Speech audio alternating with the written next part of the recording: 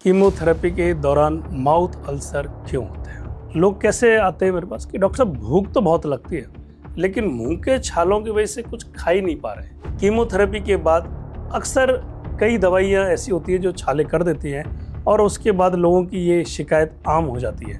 इनको मुंह के जो छाले आप बोलते हैं उनको मेडिकल की भाषा में ओरल म्यूकोसाइटिस बोलते हैं और ये एक ऐसा साइड इफेक्ट है जिसको कई बार हम एक्सप्लेन भी नहीं करते हैं और करते हैं तो कई बार पेशेंट्स, क्योंकि हर एक को एक्सपीरियंस भी नहीं होता और हर दवाई में हर साइकिल में एक्सपीरियंस होना जरूरी नहीं होता। लेकिन ये एक ऐसा है कि अगर बढ़ गए छाले तो खाना तो मुश्किल होता ही है, बोलना भी मुश्किल हो जाता है और शरीर वीक होने लगता है क्योंकि नहीं खाएंगे तो न्यूट्रिशन पे असर पड़ेगा। तो जब मुंह में छाले हो ही गए तो पेशेंट क्या खाए? तो अगर आपके किसी अपने के साथ भी ऐसा हो रहा है तो आज का वीडियो आपके लिए है। मैं हूँ जयपुर से consultant medical oncology doctor Tarachand Gupta and head of the geriatric oncology. मेरी training Tata memorial hospital Mumbai से हुई है और पिछले 15 साल से मैं कैंसर मरीजों का इलाज कर रहा हूँ। तो आज हम समझेंगे कि पहली बात तो ये माउथ अल्सर यानी ओरल म्यूकोसाइटिस होती क्यों, इसका कारण क्या है। दूसरा है कि क्या इसको रोकने का या इसको कम करने का कोई तरीका है। तीसरा है डाइट यानी कि माउथ अल्सर में हम क्या खाएं और क्या अवॉइड करें। चौथा पेन रिलीफ यानी कि दर्द की दवाई कब लेनी है और कैसे राहत मिलेगी, कौन सी दवाई लेंगे। और पांचवी बात होती है मेडिकल ट्रीटमेंट और रेड फ्लैग्स यानी कब डॉक्टर को तुरंत बताना ज़रूरी है। तो वीडियो को आज अंत तक देखिएगा क्योंकि आज हम इसी एक बहुत ही इम्पोर्टेंट टॉपिक को एक डिटेल में टच करने वाले हैं जो आपके लिए काफ़ी लाभदायक हो सकता है। सबसे पहले जानते हैं कीमोथेरेपी में माउथ अल्सर होते क्यों हैं। हम जानते हैं, पहले भी हमने वीडियो में बताया कि कीमोथेरेपी में दवाई जो है तेज सेल डिवाइड होने वाली कैंसर सेल्स पे काम करती है। इसके साथ ही ये नॉर्मल हेल्दी सेल्स पे भी अटैक कर देती है जो तेजी से ग्रो करती है, जैसे कि मुंह के अंदर की या आंतों के अंदर की जो परत होती है उस पे, बोन मैरो पे, पेट की परत पे, और उसकी वजह से मुंह में छाले, दस्त और हेयर फॉलिकल्स पे भी करती है। इसलिए हेयर लॉस, माउथ अल्सर और दस्त वगैरह होते हैं। तो माउथ अल्सर और म्यूकोसाइटिस भी इसी वजह से होता है। कुछ कीमोथेरेपी ड्रग्स के साथ ही थोड़ा कॉमन है, जैसे कि 5-फ्लोरोयूरेसिल है, मैथोट्रिक्सेट है, डॉक्सोरोविसिन है, इनके साथ। अब बात करते हैं कि कीमोथेरेपी के बाद माउथ अल्सर होते कब हैं। ये ज़्यादातर आपको मिलेंगे कीमोथेरेपी बाद 5वें और 10वें दिन के बीच में शुरू होते हैं और धीरे धीरे 2 से 3 हफ्ते में ये पूरी तरह ठीक होने लगते हैं। और जब पेशेंट अगले 3 वीक के कैंसर उसके लिए आता है अगले साइकिल के लिए, तब तक ये ज़्यादा रिकवर हो जाते हैं। मैं ये बता दूं कि हर बार इस म्यूकोसाइटिस को इन्फेक्शन से ना जोड़ें क्योंकि ये जरूरी नहीं है कि हर एक में इन्फेक्शन होगा तो ही कैंसर होगा। ये कई बार ओरल केयर भी ठीक से ना हो तो भी हो सकता है और उसमें इन्फेक्शन आ जाए तो फिर ये सुपर इम्पोज होकर के और ओरल अल्सर्स को, म्यूकोसाइटिस को बढ़ा सकता है। अब बात करते हैं प्रिवेंशन की, पार्ट नंबर 3 में, कि माउथ अल्सर्स को कैसे कम करें। तो पूरी तरह तो रोकना इनको संभव नहीं हो पाता मैनी टाइम्स, लेकिन इनकी सीवियरिटी को कम किया सकता है। कैसे?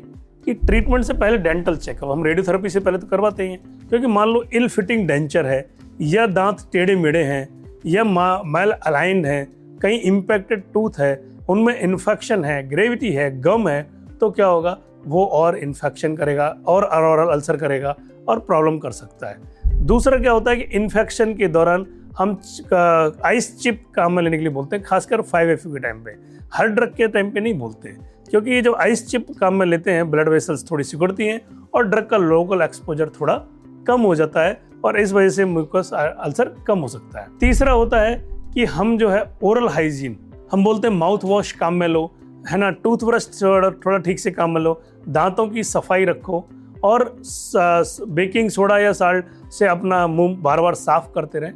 अल्कोहल बेस्ड माउथ वॉश से थोड़ा बचें जिससे कि इरिटेशन कम हो, और लिप को ड्राई होने से बचाने के लिए मॉइस्चराइजर, लिप बाम लगाएं। तो अच्छी जो ओरल हाइजीन है वो म्यूकोसाइटिस की सीवियरिटी को कम करने में मदद करती है और आपको भी जो है दिक्कत कम आती है, आप अच्छे से खा पाते हैं और पूरी तरह से आप जो है ठीक रह पाते हैं। अब बात करते हैं पार्ट 4 में कि कीमोथेरेपी में अगर माउथ अल्सर हो जाए तो क्या खाएं और क्या ना खाएं, क्योंकि डाइट से सिर्फ दर्द को मैनेज करने में मदद नहीं मिलती बल्कि जो बॉडी की रिकवरी है उसके लिए भी काफ़ी फर्क पड़ता है, क्योंकि बॉडी को कैलोरीज और प्रोटीन तो चाहिए, तो खाना पड़ेगा, तो हमको ये मैनेज करना पड़ेगा तभी ये सब हो पाएगा। तो हम क्या ले सकते हैं, जैसे खिचड़ी ले लिया, दलिया ले लिया, आपके मसले जैसे आलू हैं, दही है, केला है, ये सब आप खाने में ले सकते हैं। आप जैसे आप देखोगे साउथ इंडियन फूड जो होता है, इडली वगैरह है, बड़े सॉफ्ट होते हैं, वो काम में ले सकते हैं। आप दूध का शेक बना सकते हैं, फ्रूट्स वगैरह का, ड्राई फ्रूट्स का, वो काम में ले सकते हैं। नरम नरम जो अपन एग वगैरह है वो आप काम में ले सकते हैं। और हल्के मसाले वाले सूप भी जो है वो काम में ले सकते हैं। आपके हॉट एंड सावर सूप है या आपके कॉर्न सूप है, ये आप ले सकते हैं। तो यहाँ पे आपको एक चीज़ और ध्यान में रखनी पड़ेगी कि थोड़ा ठंडी चीज़ों का अगर आप इस्तेमाल करते हैं, आइसक्रीम है, कोल्ड कॉफ़ी है, या आप जो है खाने को भी ठंडा करके लेते हैं, तो मुंह में छाले कम होते हैं और इरिटेशन कम होता है। तो अधिकतर लोगों के लिए जो है रूम टेम्परेचर या हल्का ठंडा खाना ज़्यादा आरामदायक रहता है। अब बात करते हैं कि अवॉइड क्या करें। अरे सब जानते हैं इस बात को, तो मसालेदार चीज़ नहीं लेनी है। खट्टा जो है, छाले हो रहे हैं तो अवॉइड करते हैं क्योंकि वो इरिटेशन करता है, वैसे अवॉइड नहीं करते हैं। चिली यानी जो आपकी तीखी चीज़ें होती हैं उनको कम में लेते हैं। चीज़ें जो आपको इरिटेट करें, वो जैसे गर्मा गर्म जो चीज़ें आप खाते हो वो थोड़ा कम करें, नहीं तो वो इरिटेट होगा। हार्ड और जो क्रंची फूड होते हैं ना, हार्ड फूड, तो वो थोड़ा सा तोड़ने में दिक्कत होगी। आपके मुंह को जो है, आपके इधर जो है वो बार बार इरिटेशन करेगा, उल्टा जलन ज़्यादा होगी, ब्लीडिंग भी आ सकती है, तो उसको थोड़ा सा अवॉइड करें। और अल्कोहल लेते हैं तो बता दूं मैं आपको, अल्कोहल बहुत ज़्यादा इरिटेशन करता है। ये कार्बोनेटेड ड्रिंक जो कोल्ड ड्रिंक वगैरह होती है बहुत इरिटेट करती हैं, और इसकी वजह से आपके छाले बढ़ सकते हैं बजाय कम होने के। अब part number 5, pain relief. Mouth ulcer के दर्द से राहत के लिए क्या करें। तो माउथ अल्सर का दर्द कई बार इतना ज़्यादा हो जाता है कि बोलना और निकलना मुश्किल हो जाता है। ऐसे में हम क्या करते हैं, जो घर में मीठा सोडा आता है ना, उसको पानी में डाल के उसके कुल्ले करते रहें। आधा चम्मच नमक और आधा चम्मच बेकिंग सोडा डालोगे तो बड़े आराम से कुल्ले करते रहोगे, तो इनका थोड़ा सूथिंग इफेक्ट होता है और थोड़े छाले बढ़ते भी कम है और आपको रिलीफ मिलता है और मुंह भी साफ रहता है। उसके अलावा डॉक्टर्स आपको माउथ वॉश दे सकते हैं जिससे कि इन्फेक्शन ना हो, मुंह अच्छे से साफ रहे और आपकी ओरल हाइजीन प्रॉपरली मेंटेन रहे, जिसकी वजह से छाले ना हो। उसके अलावा कुछ टॉपिकल ओरल जेल्स आते हैं, आपने देखा होगा, मैं कई पेशेंटों को लिखता हूँ कि सब ये जेल खाने से पहले लगा लें, तो वो उस जगह खाना खाते रहें सुन्न हो जाता है और उसकी वजह से वहाँ पे एक लेयर बन जाती है और पेशेंट खाना आराम से खा पाता है, क्योंकि पहला चीज़ तो न्यूट्रिशन पहुँचना है। तो इसलिए, लेकिन ये खुद से लेने से पहले डॉक्टर से अपने से ज़रूर बात करें। उसके अलावा आइस या शुगर फ्री जो पॉप्सिकल्स ठंडक अल्सर पर हल्का नम्बिंग इफेक्ट दे सकती हैं। सल्फेट फ्री जो टूथपेस्ट होते हैं, कुछ लोगों में सोडियम लॉरेल सल्फेट यानी SLS मुंह को इरिटेट कर सकता है, इसलिए SLS फ्री या माइल्ड टूथपेस्ट मददगार हो सकता है। तो बिना डॉक्टर से पूछे कोई पेन किलर, नंबलिंग स्प्रे या कोई होम रेमेडी रेगुलरली इस्तेमाल ना करें।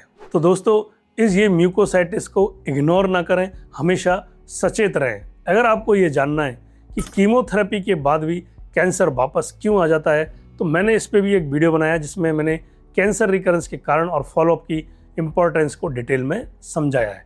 वह वीडियो भी अभी आपको स्क्रीन पर दिखाई दे रहा होगा, तो इसे आप क्लिक करें और इसे आप आराम से डिटेल में देख सकते हैं।